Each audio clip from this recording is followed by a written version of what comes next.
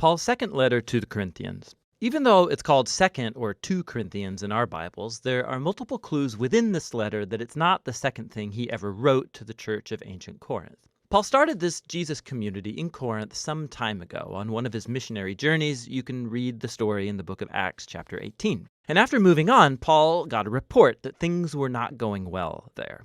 So he wrote the letter that we call 1 Corinthians to correct these problems, and it appears that many in the church rejected Paul's teaching in that letter and rebelled against his authority. And so we learn in this letter that Paul had followed up in person with what he calls the painful visit, and after that he sent a letter which he says was written with anguish and tears.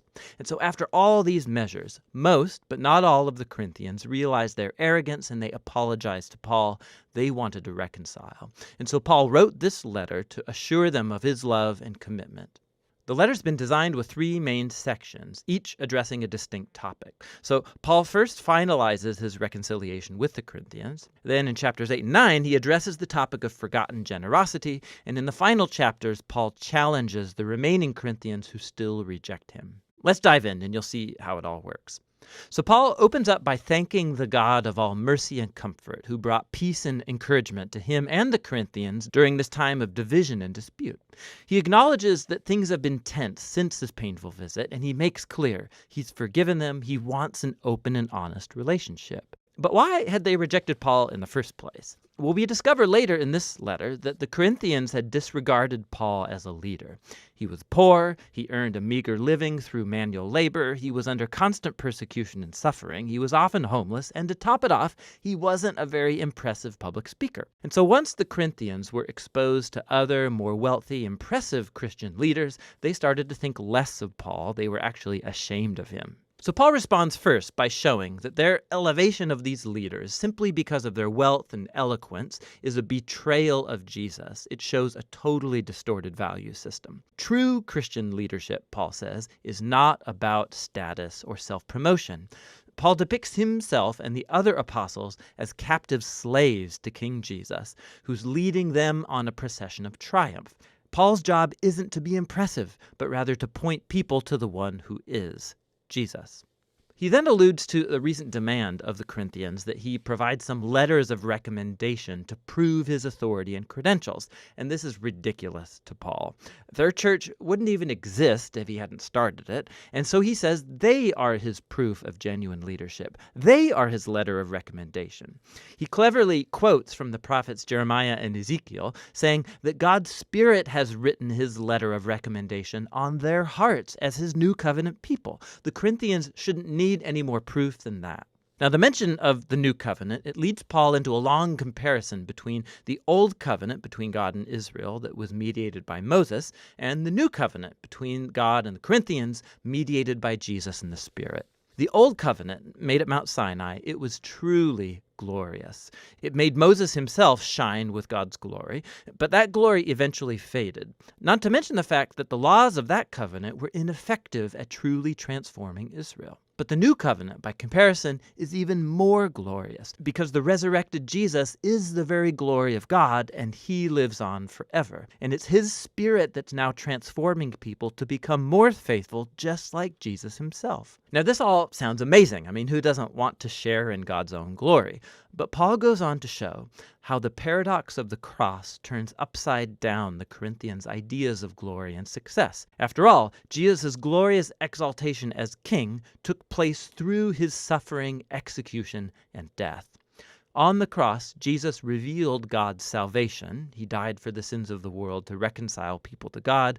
But the cross does even more. It reveals God's character. He's a being of utter self-giving, suffering love that seeks the well-being of others. The cross also reveals a new cruciform way of life. And Paul's goal is that his life and ministry imitates the cross. So although his apostolic career, it's been marked by humility, suffering, by poverty, it was all to serve the Corinthians. And so when they disapprove of Paul's poverty and suffering, they disapprove of Jesus too. Paul's way of life and leadership is actually the proof that he authentically represents the crucified and risen Jesus.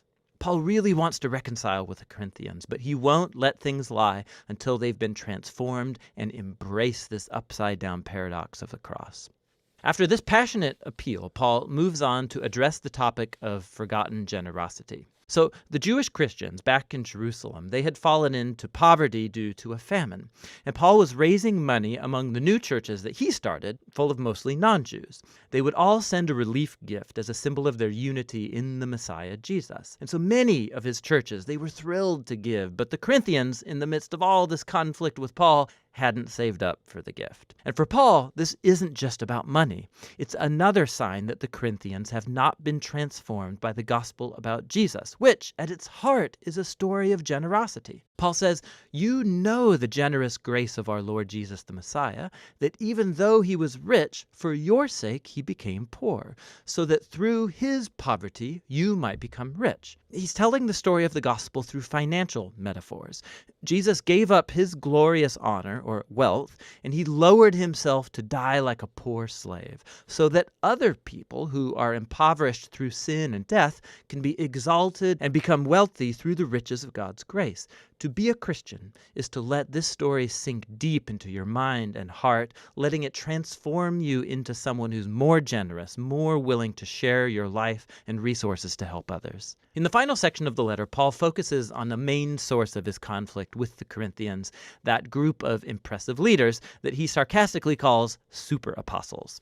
So they came to Corinth promoting themselves and bad-mouthing Paul as a poor, unsuccessful leader. And at the risk of sounding self-promoting, Paul says, do these guys really want to compare credentials? He can totally take them on. Are they Jewish Bible experts? Well, so is Paul. He was a Pharisee, for goodness sakes. He has the whole Bible memorized. Do they want to brag about their superior knowledge of Jesus? Paul has actually seen and hung out with the risen Jesus. He's actually had visions of Jesus' heavenly throne room. But more importantly, Paul has given his entire life to the mission of Jesus. He sacrificed comfort and stability, and he never asked the Corinthians for money. Unlike the super apostles who charged a lot, Paul earned his own living. But, Paul says, he refuses to brag about these accomplishments because these aren't the things that really matter as a Christian. Instead, what he'll brag about is how flawed and how weak he is, because it's in those inadequacies that he discovers the love and mercy of Jesus. Or as Jesus once told Paul, "My grace is sufficient for you. My power is made perfect through weakness." Paul concludes the letter with a sober warning to the Corinthians. They need to check themselves. Their contempt for Paul, his way of life, their love for these super apostles, it all shows that they don't grasp who Jesus is on a fundamental level. They're not living like transformed followers of Jesus, and so he invites them once again to humble themselves before the love of Jesus. 2 Corinthians gives us a really unique window into the life of Paul and the paradox set before us by the cross of Jesus. The cross challenges our values, our ways of seeing the world. We value success, education, wealth, but God values humility and weakness because his love and power were made known through the suffering, death, and the resurrection of Jesus. The cross also unleashes the transforming power and presence of the Spirit to empower Jesus' followers to take up his cruciform way of life and make it their own. And that's what 2 Corinthians is all about.